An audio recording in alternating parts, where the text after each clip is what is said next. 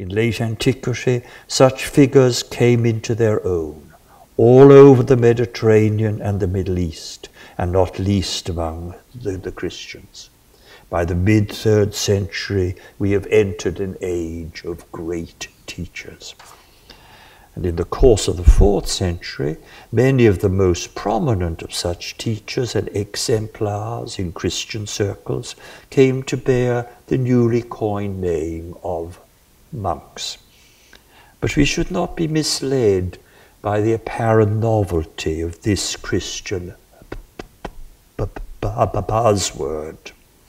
The monks of Syria and Egypt did not mark an entirely new departure.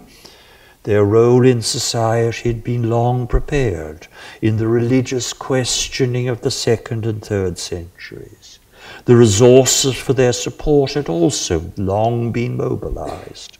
Alongside the ordinary poor, the vivid figures of the holy poor, of administrators, of teachers, of exemplars of heroic virtue had also established claims on the pockets of the faithful.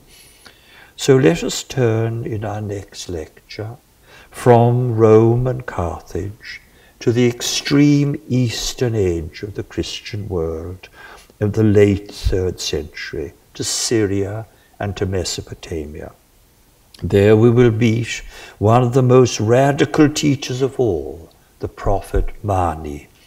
From the late 2nd century onwards, the Holy Church of Mani would dog the Christian churches of the Mediterranean and the Middle East as a doppelganger of themselves, alternately horrifying and alluring.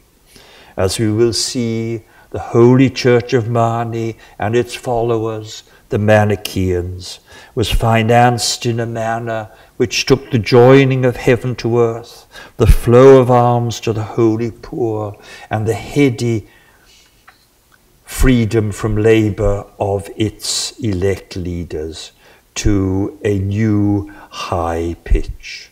Never before had these themes, which were already implicit in the activities and writings of St. Paul, as we have seen, been presented in so radical a manner, both by members of the Manichaean elect and by wandering Christian monks in the Syria.